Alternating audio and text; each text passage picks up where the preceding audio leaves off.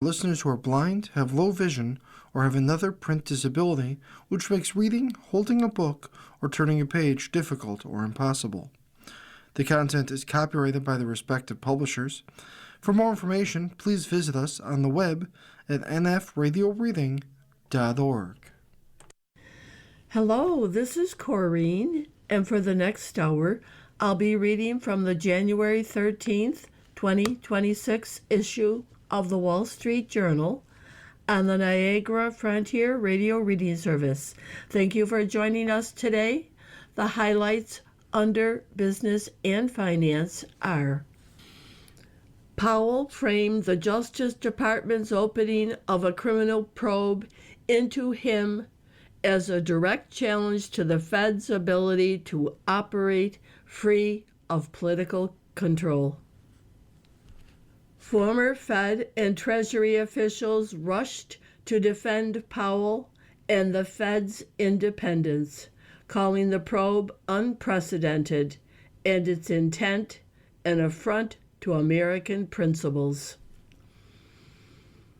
U.S. stocks wavered in early trading but recovered to lift both the S&P 500 and Dow by 0.2% to records, and the NASDAQ by 0.3%.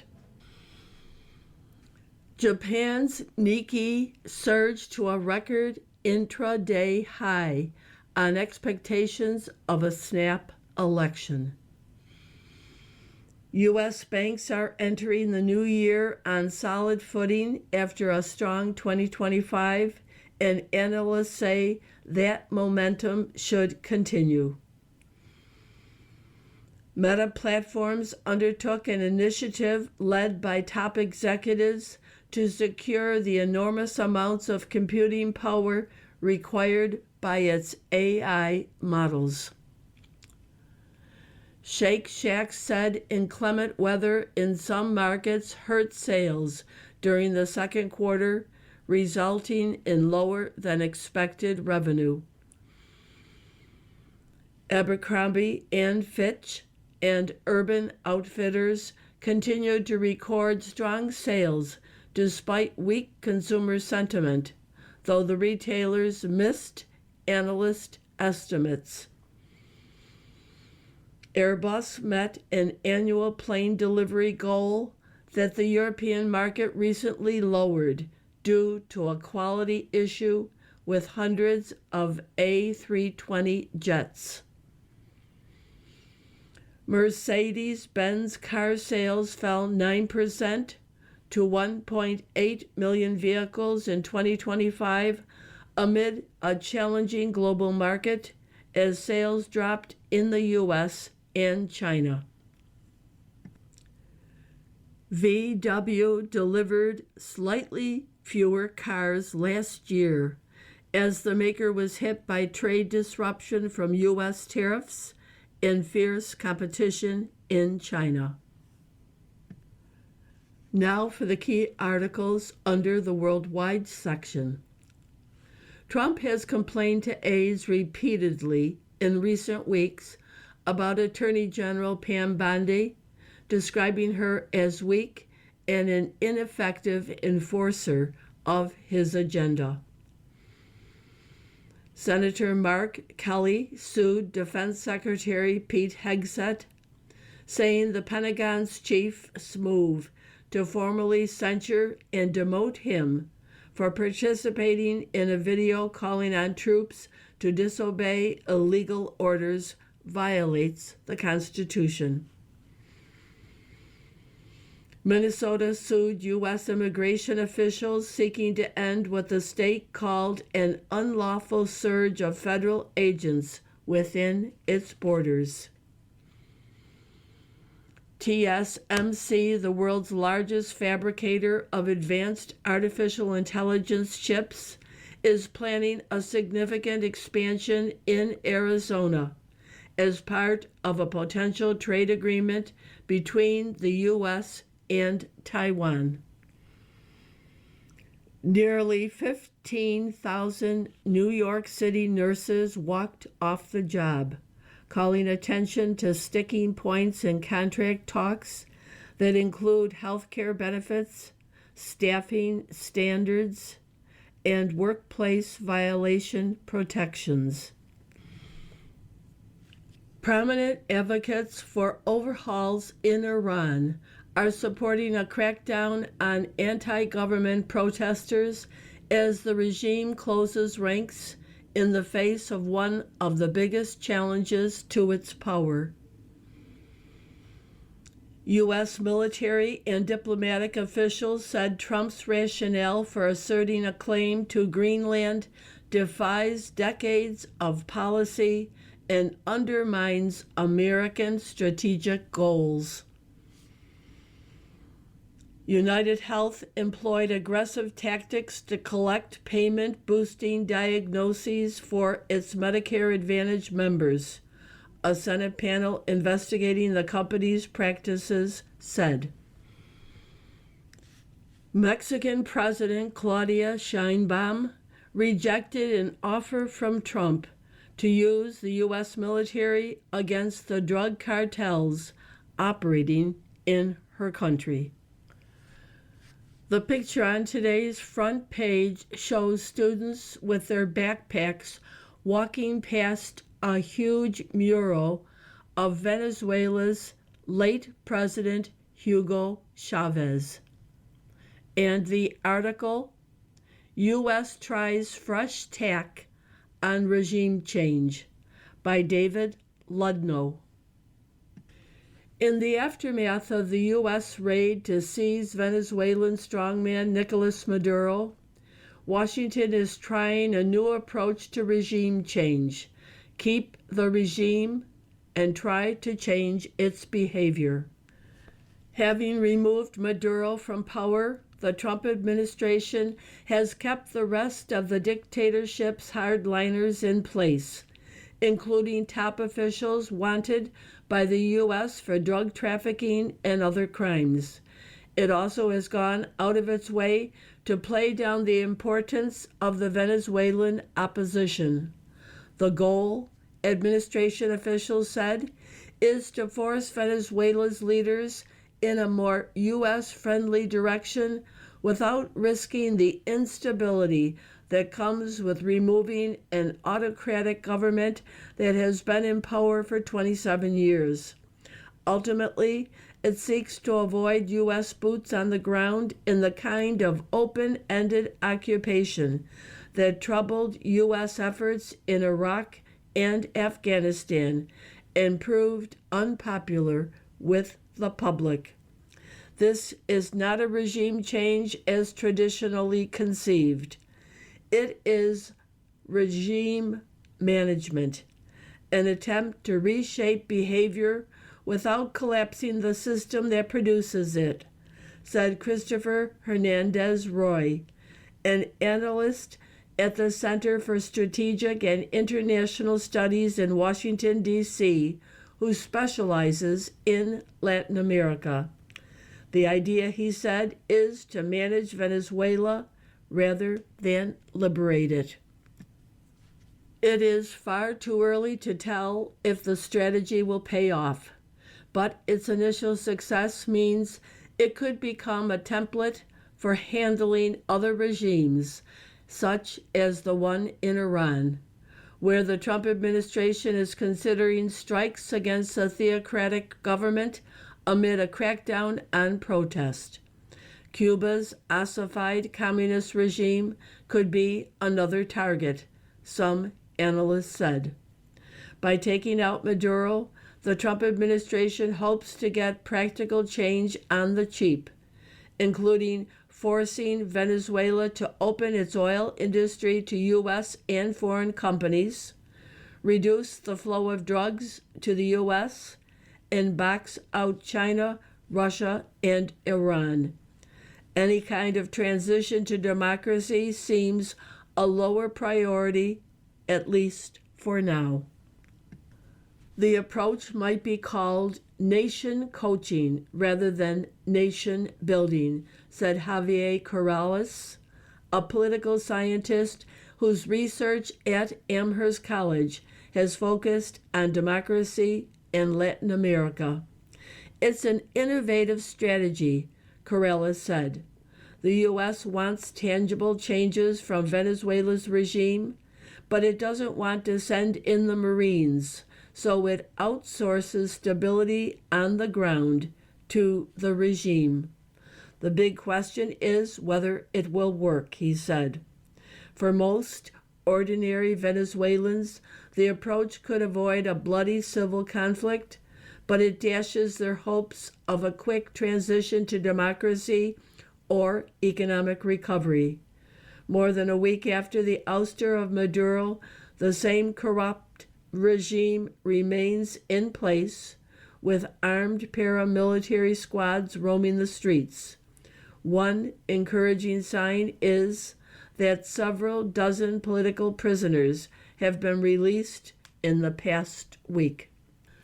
Opposition leader Maria Corina Machado, whom Trump has said lacks the clout to manage a transition in Venezuela, is due to meet Trump on Thursday.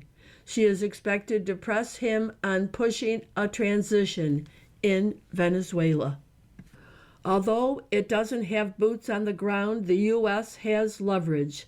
The threat of more military action against uncooperative regime members and the ability to seize Venezuela's oil exports to starve the regime of money. Whether that leverage is enough to press regime leaders to make meaningful changes, like an eventual transition to democracy, remains to be seen. Fed chief hits back at Trump. Powell avoided for years taking on the president directly. That is now over. By Nick Timiraeus. For years, Federal Reserve Chair Jerome Powell has responded to President Trump's broadsides in ways that generally avoided escalation. That changed on Sunday night.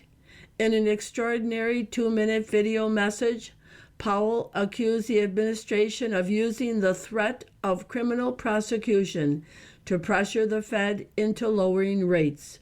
He framed the Justice Department investigation as nothing less than a head-on challenge to the Fed's ability to operate free of political control.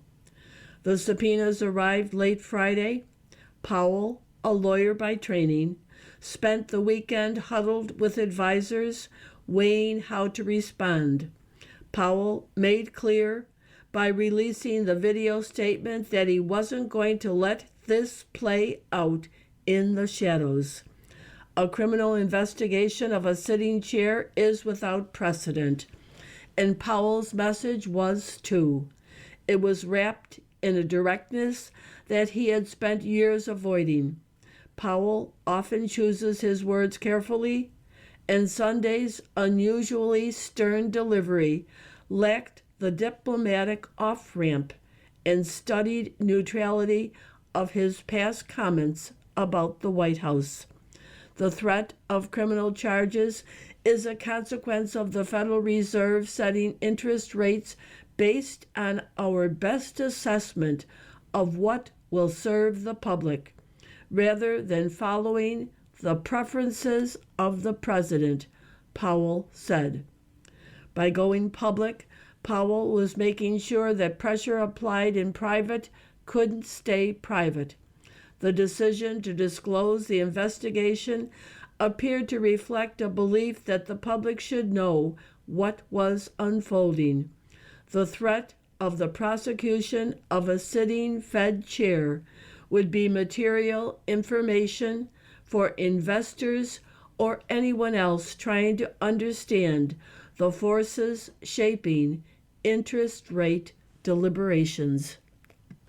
On Monday, former Fed officials and lawmakers from both sides of the aisle criticized the Powell investigation. The probe also sparked unease on Wall Street, where many investors have long believed the Fed should be free from political influence when setting rates. You are listening to a reading of articles and features from the Wall Street Journal on the Niagara Frontier Radio Reading Service. President ramps up private criticism of Bondi. Complaints in recent weeks center on failed prosecutions, handling of Epstein. By Josh Dawsey, Sadie Gurman, and C. Ryan Barber. President Trump has complained to aides repeatedly in recent weeks about Attorney General Pam Bondi, describing her as weak and an ineffective enforcer of his agenda. Administration officials and other people familiar with his complaints said. The criticisms appear to be part of an intense campaign by Trump to pressure the Justice Department to more aggressively pursue his priorities, some of the officials said. Trump has previously criticized Bondi at times, but his vocal concerns about his attorney general have grown more frequent in recent months, officials said.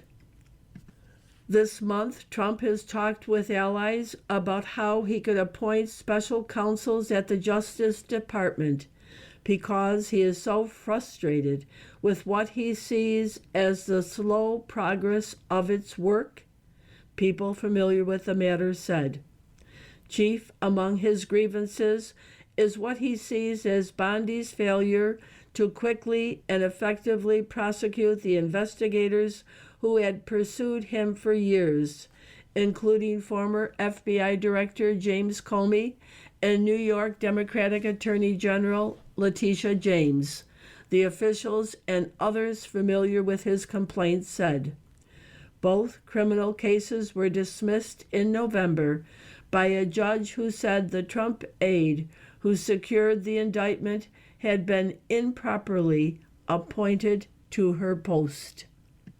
A Justice Department investigation into another of Trump's antagonists, Federal Reserve Chair Jerome Powell, became public on Sunday night. Powell disclosed that the Justice Department was pursuing a criminal investigation over his testimony last summer about the central bank's building renovation.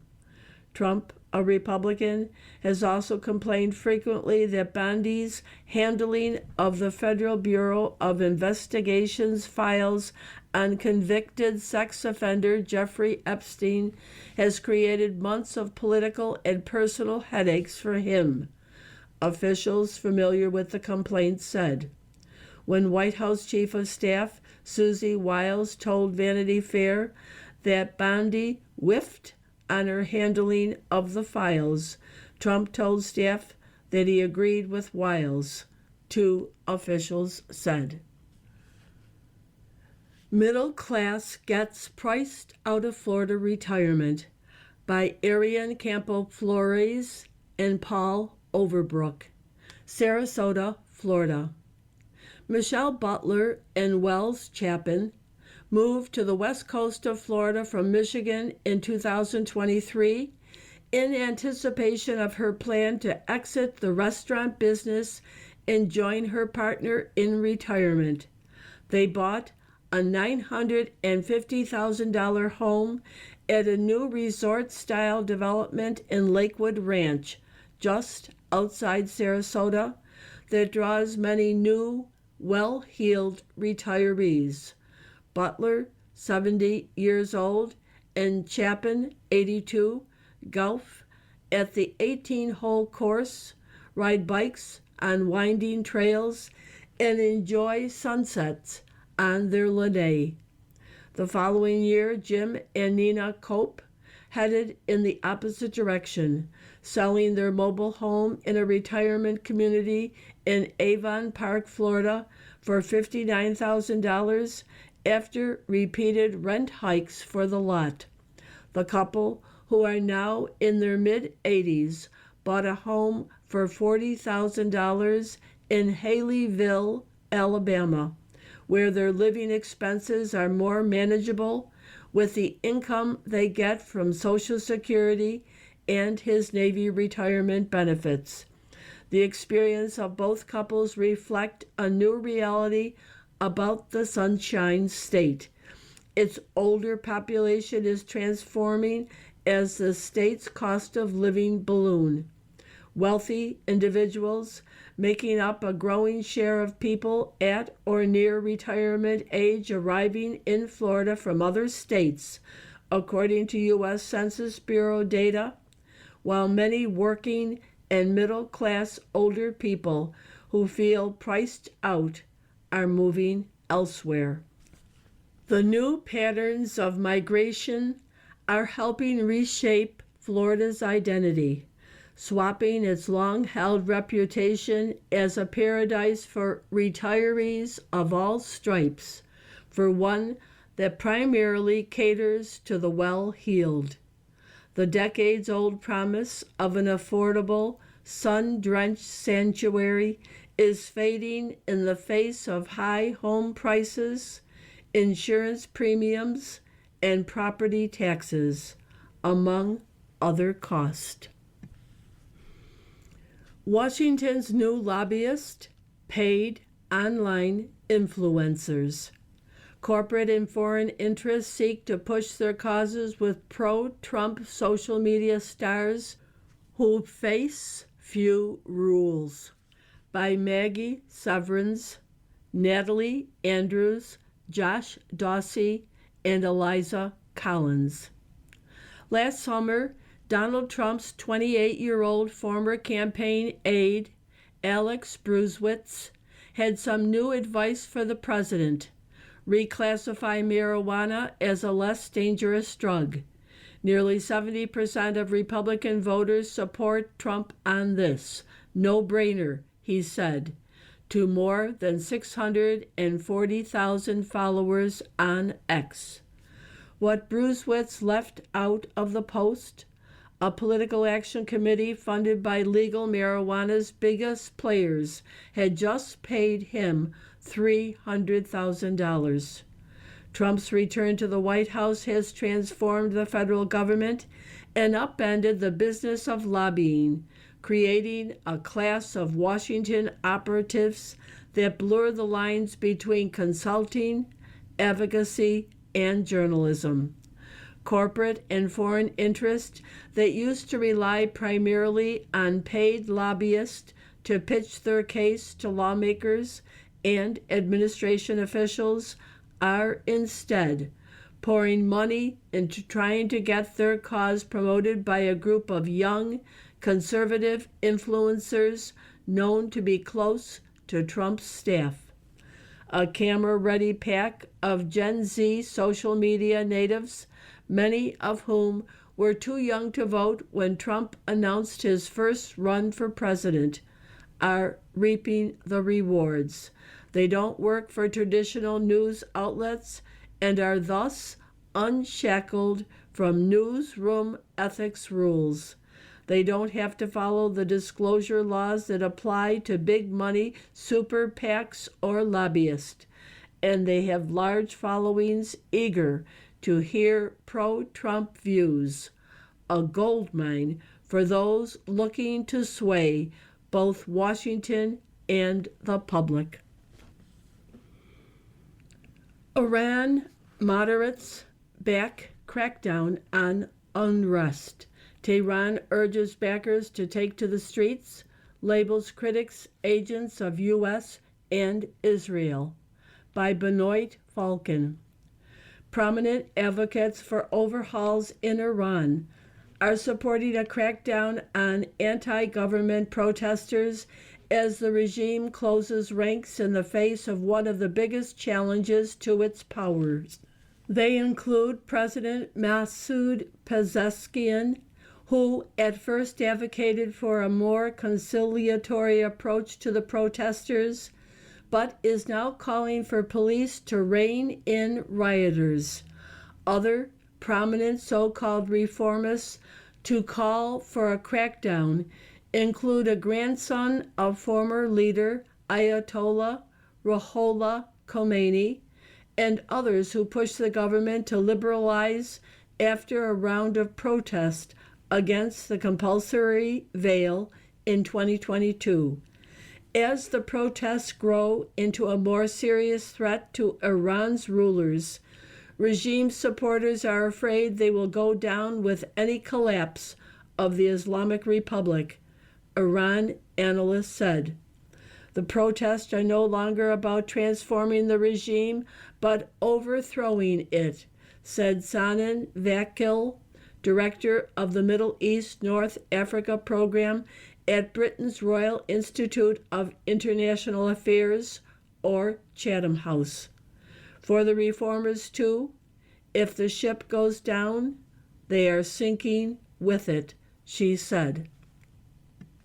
In response, President Trump is stepping up his threats against Iran. We are looking at some very strong options, he said on Monday. The president is scheduled to be briefed on Tuesday on options to respond to the Islamic Republic's crackdown on protesters, including placing more sanctions on Iran or military strikes, the Wall Street Journal reported. Iran has threatened to retaliate against U.S. military bases in the Middle East. Trump said, "If that happens, we will hit them at levels that they've never been hit before." Over 500 people have so far been killed in the protest, according to human rights activists in Iran, nearly 50 of whom were members of security services. Over 10,000 have been arrested, the group said. Internet access has been blocked for most Iranians since Thursday, but some images of the protests are still getting through.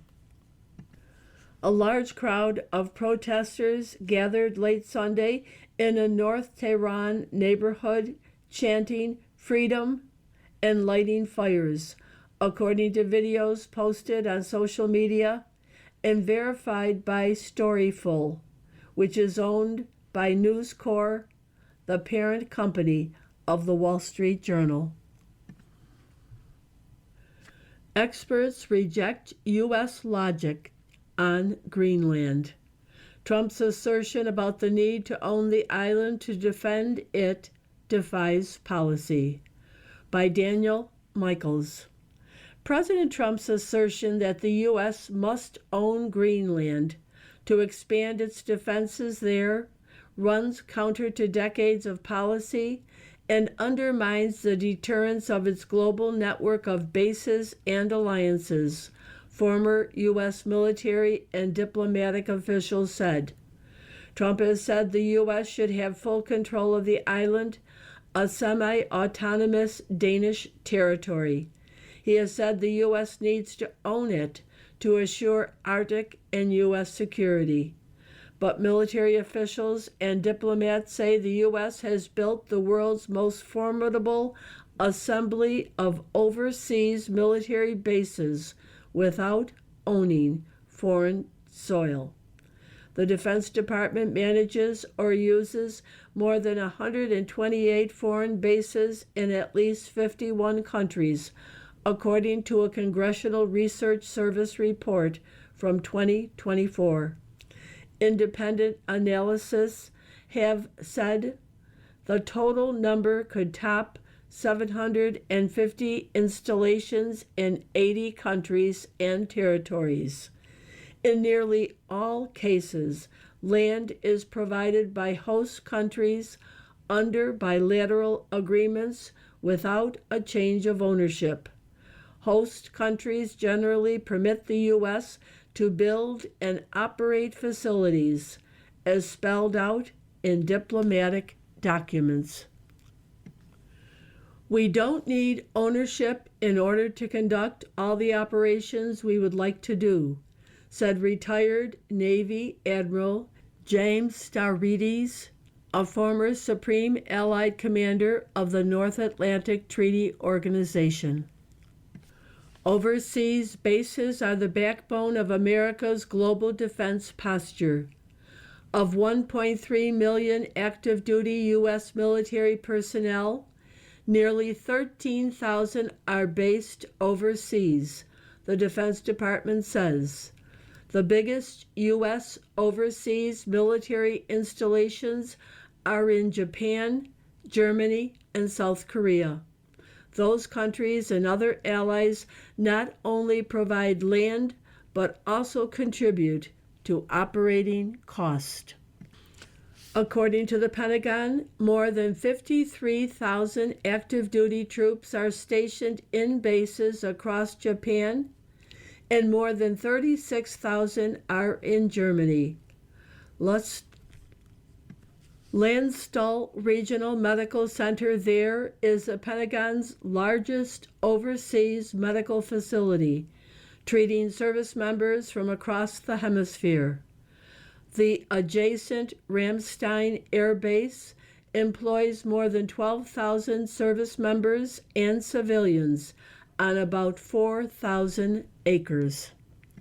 During the past 15 or so years, the Pentagon has shifted from running its own large overseas installations to using sites belonging to allies and partners, an approach dubbed places, not bases, according to the congressional report. You are listening to a reading of articles and features from the Wall Street Journal on the Niagara Frontier Radio Reading Service. From the editorial page, Seattle reverts to progressive form. The new city attorney is reluctant to press charges for drug use. Seattle residents voted for new left-wing leaders in November, and they are getting what they may end up paying for. New progressive city attorney Erica Evans campaigned on leniency for low-level crimes, and she's already following through. In a January 1st memo, Ms. Evans outlined how her criminal division should respond when police refer cases involving the knowing possession or public use of drugs. It instructs prosecutors to immediately refer the case to be considered for the diversions program prior to any filing action. King County describes the diversions program as a way of bypassing prosecution and jail time, and instead connecting lawbreakers with case managers, housing, and other taxpayer-funded support. Ms. Evans's memo says a diversions liaison will have a say about how to handle even cases when a drug user with prior offenses has failed to demonstrate a sustained level or engagement with diversions program or refused to engage with a case manager. This approach looks more like enabling drug use than reducing it. Police can still make arrests, but Ms. Evans's reluctance to file charges means more drug offenders will end up back on Seattle streets rather than in a treatment program. She has also opposed the stay out orders that restricted those arrested for drug offenses from loitering in Seattle's downtown and other areas as a condition of pre-trial release. Needle Parks, welcome back. Ms. Evans easily defeated Law and Order incumbent Ann Davidson in November, so voters can hardly complain. Yet, a fall 2025 survey by the Seattle Metropolitan Chamber of Commerce also shows voters still view crime, drugs, and public safety as a top concern, second only to homelessness. Enjoy getting what you voted for, Emerald City residents. Iran's regime massacres its own people. The mullahs cross Trump's red line. How will he respond? Unable to govern its people, Iran's regime has resorted to shooting them. The enforcers for the ruling mullahs have killed at least 500 protesters and likely thousands crossing President Trump's red line. If they start killing people like they have in the past, we will get involved, Mr. Trump reiterated Friday. You better not start shooting because we'll start shooting too. The regime isn't listening. Trump says things like this a lot. Don't take him seriously. Iran's National Security Council chief Ali Larijani said Monday. He's a top advisor to the Ayatollah Ali Khamenei, who shared a cartoon of Mr. Trump as a crumbling sarcophagus. This one too will be overthrown, he wrote. If they could dance like Nicolas Maduro, they would. Iran has cut off internet and phone service for more than 4 days to cover up the slaughter. But videos have leaked to the world even as Iranians are trapped. Hospitals overflow with dead and wounded, and at least 10,000 protesters have been arrested, rights groups say. One verified video shows 180 body bags dumped and laid out at a Tehran morgue for families of the missing to search through. But thuggery won't resurrect the currency, stabilize prices, or provide electricity and water. Iran's problems are intractable so long as this regime remains, and Iranians know it. Mr. Trump acknowledged Sunday that the Ayatollah is crossing his red line, but he added, yesterday the leaders of Iran called. They want to negotiate.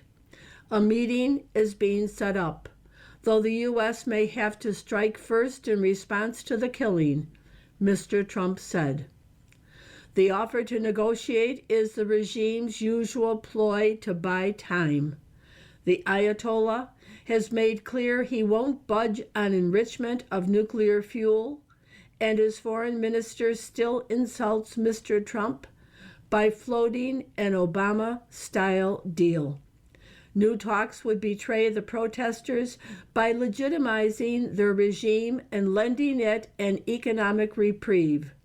That would be the Obama move, and the regime would claim victory. Mr. Trump's instinct is better.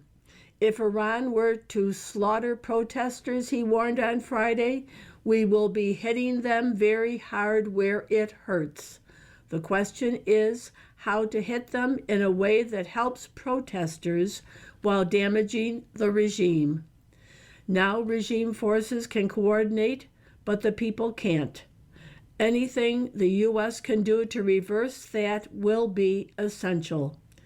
This is where cyber capabilities come in handy. Covert operations are another option. Aggressive sanctions enforcement is also essential, seizing the oil tankers whose revenue sustains the regime. Military attacks would stun the regime, though they carry the risk of civilian and U.S. casualties.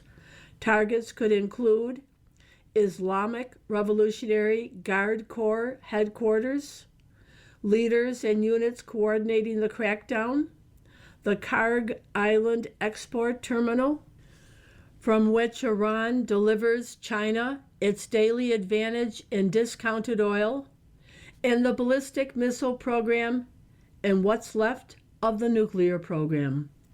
One myth not to indulge is that a military strike would cause the public to rally round the regime. That's what the experts claimed if the U.S. bombed Iran's nuclear facilities. An effective U.S. policy would support Iran's people for as long as it takes them to overwhelm the regime until it becomes paralyzed, shows cracks in its leadership, and can no longer hold back the crowds. Mr. Trump promised to intervene if the regime resorted to mass murder, and the protesters heard him and are dying in the streets. Night after night, they challenge a regime that they know will meet them with bullets. Death to America, the Ayatollah and his minions chant. The people of Iran will have to win their own freedom, but this is an historic moment when America can help them topple a dangerous tyranny. From the opinion pages, Trump captivates the globe. For him, extreme volatility and risk are not a problem, but an opportunity. By Walter Russell Mead. Is Iran next? That was a question the world was asking this weekend. As both protest and repression escalated, President Trump repeatedly warned that the U.S. would not stand idly by if the theocracy in Tehran fired on protesters. The mullahs' response came from their usual playbook. They carried out a bloodbath and threatened to attack American bases and assets across the region if Mr. Trump raised a hand against them. As in Venezuela, Russia and China aren't doing much either way.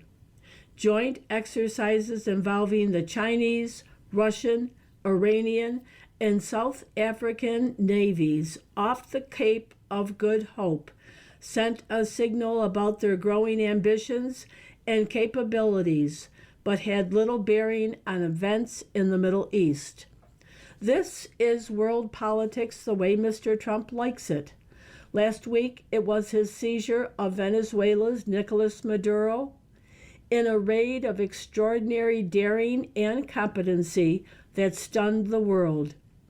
Then came his threats against Greenland, setting Europe in an uproar with a few casual remarks. The Europeans sounded tough, but as usual, were industriously signaling weakness. As European leaders vied to decry the projected American power grab in the Arctic, the French quietly shifted the date of next summer's Group of Seven summit so as not to conflict with the Ultimate Fighting Championship event scheduled at the White House to celebrate Mr. Trump's birthday. Although American intellectuals and journalists emotionally committed to the Trump as Putin puppet fantasy will resist the conclusion, Vladimir Putin is the man who has the most to lose from Mr. Trump's current international trajectory. The removal of Mr. Maduro and the pressure on Tehran threaten decades of patient Russian investment and alliance building. They also will depress oil prices as sanctions disappear and production in those snake-bit economies recovers. As the president set American foreign policy on a global interventionist path that would leave Dick Cheney gasping in amazement, he threw some bones to the isolationist wing of his mega coalition. U.S. planning meetings with Israel over attacks on Iran were balanced with a cordial lunch at the White House for Tucker Carlson on Friday. Steve Bannon acolytes fuming over Mr. Trump's global ambitions rejoiced at his populist call for caps on credit card interest and proposal to ban Wall Street from investing in single-family homes. Will it all work out as the president hopes? Will Venezuela continue to follow his lead? Will the Iranian regime fall with limited American engagement? Will the gestures toward the populist wing of his coalition offset their discontent with global Trumpism? Nobody knows for sure, including Mr. Trump. But while other American presidents would view this extreme volatility and risk as a problem to be solved, the current president sees it as a condition to exploit. It is not merely that his high wire act supports and intensifies the drama and excitement that made him the dominant figure in American and then global politics for the past decade. It is also that his ability, real or perceived, to change the course of world politics on a whim increases his leverage at home and abroad. When a man can make war or peace, promote a block trade, make you rich, or freeze you out, other people do what they can to stay on his good side. Imagine for a moment that Mr. Trump's various gambles pay off. Cuba presumably will have to make its peace with America if Venezuela cuts off the oil and Washington tightens the screws on Havana. If 6 months from now Cuba, Venezuela, and Iran have all changed alignment, Mr. Trump will tower above his recent predecessors. If he ends up with some kind of victory in Greenland, yet with leading European nations still committed to the North Atlantic Treaty Organization and raising their defense spending to 5% of gross domestic product, historians are unlikely to call him a flop. It is, however, at least equally possible that it all goes awry. Venezuela could collapse, leading to new refugee flows and providing everyone from drug lords to terrorists with safe havens and opportunities to make trouble. Israeli or American attacks on Iran could fail, leaving the mullahs in power and White House prestige badly dented. Key allies in Europe and Asia could be so deeply alienated by erratic policy making, angry rhetoric, and contempt for their interest that the foundations of American power could be irretrievably weakened. A mega revolt would break or at least compromise Mr. Trump's power over the GOP. If Mr. Trump fails, his successors will struggle to clean up the mess he leaves behind. If he succeeds, he will have built a new world. In the moment of maximum drama and uncertainty in which we now live, nobody knows what the outcome will be. Your Global View columnist is only confident that whatever is coming next, it won't be boring. You are listening to a reading of articles and features from the Wall Street Journal on the Niagara Frontier Radio Reading Service. Iran cracks down. Where are the Western protests?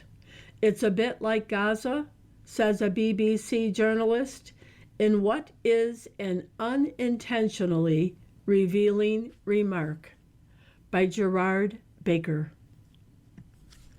As the people of Iran brave another intensifying crackdown by their rulers after another effort to reclaim their basic rights from one of the world's most repressive regimes, my question is, where are the protests in the West?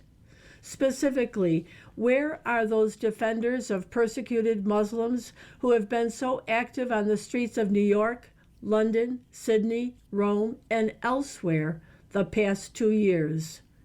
Where are the demands for justice and freedom for the downtrodden victims of a brutally repressive state? What is so different about the cause they have been espousing in their demonstrations over Gaza and the cause of millions of innocent co-religionists 1,000 miles to their east?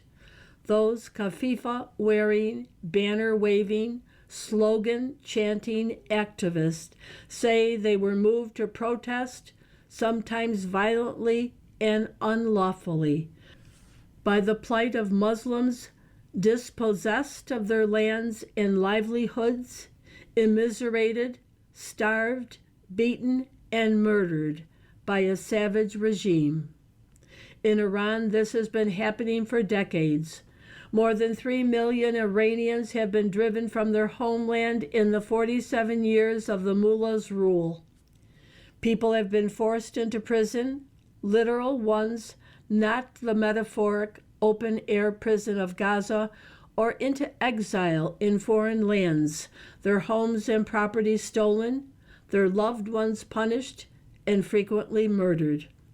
Over the past 2 weeks, the clash between good and evil has seemed to be approaching a climax, and the brutality has escalated. Where are the student radicals disrupting classes? We all marveled at Queers for Palestine. Why don't we have Queers for Iran, a country whose official attitude toward homosexuality is similar to Hamas's? Where are the movie stars and pop icons with their beautifully produced, plangent, extremely loud video pleas for justice? Why haven't we heard condemnations for Zohran Mamdani, the mayor of New York, or Sadiq Khan, the mayor of London, pledging solidarity with the Iranians and demanding the end of the theocratic occupation?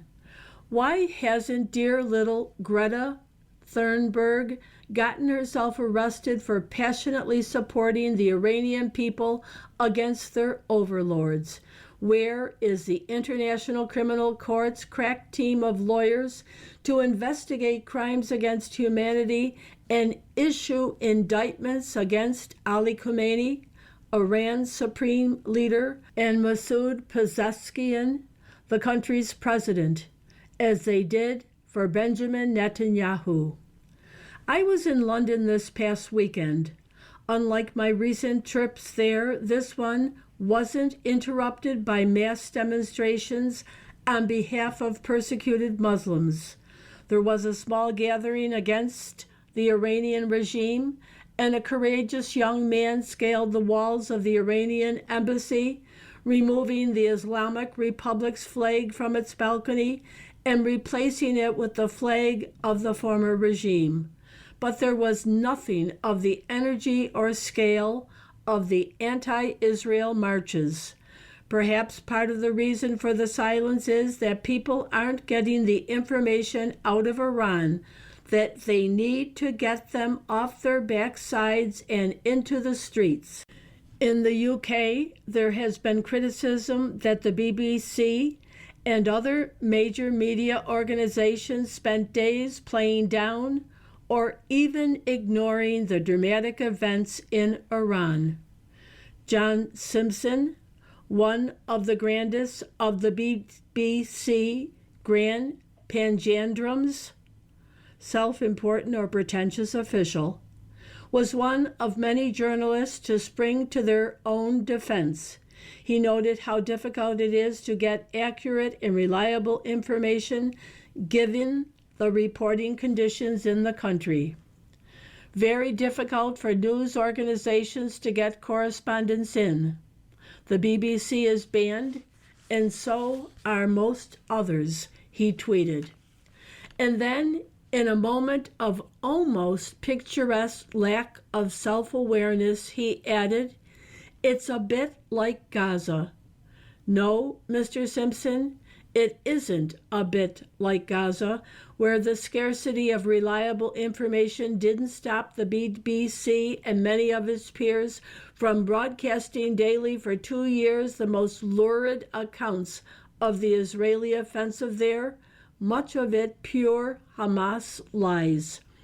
Perhaps the strangely muted, vigilant defenders of the Middle East most persecuted could make the case that we in the West are already at least trying to weaken the Iranian regime. We don't sell it arms or work with it as an ally, unlike Israel. It's true that Iran is subject to sanctions, but this is no thanks to the left over here or most of the Europeans who have been so fiercely critical of Israel. Successive democratic demonstrations in the U.S. worked with European governments to try to coax Iran back into the international fold. which may provide a further clue to the lack of heightened passion for Iranians. It has something to do with politics. President Trump has led the way in diplomatically isolating Iran again in both his first and second terms. He has gone much further the first time around with the elimination of Qasem Soleimani, commander of Iran's Quds Force, and in this term with the attack on the Fordow, Natanz, and Isfahan nuclear facilities. Washington's leadership has clearly weakened Tehran's grip. Some people, no doubt, would rather see Mr. Trump denied a foreign policy success than see 90 million people liberated from tyranny. And who knows, to indulge my cynicism fully for a moment, perhaps the reason so many protesters condemn Israel for its legitimate actions and give Iran a pass for its illegitimate ones is that, unlike Israel, Iran isn't run by Jews. The Pepper and Salt cartoon takes place in a winter scene with a mountain in the background as two men are seated on boxes, warming their hands over a kerosene fire where a pot of water seems to be boiling. And the caption reads, "The snow has turned to water. Now we just need something that turns into an all-you-can-eat buffet." Yesterday's Pepper and Salt cartoon shows a boss seated at his desk as what appears to be a senior employee seated in a chair opposite him. And the caption reads, "I don't know how to put this, but your replacement Chat GPT does." You've been listening to a reading of articles and features from the January 13th, 2026 issue of the Wall Street Journal. We read from the Wall Street Journal every Monday through Thursday at 11 p.m. Your reader has been Corrine. Thank you for listening, and stay warm. You're listening to the Niagara Frontier Radio Reading Service. Volunteer radio readers broadcast daily readings, 24 hours a day of newspapers, magazines, books, and other printed matter to area people who are blind or have a print disability, who are provided reading radios. The Niagara Frontier Radio Reading Service has broadcast almost 40 years of radio readings to those without sight. Our broadcast signal is provided at no charge by WNED. Radio Reading Studios are at 1199 Harlem Road in Cheektowaga. For more information on the Niagara Frontier Radio Reading Service, call 716-821-5555.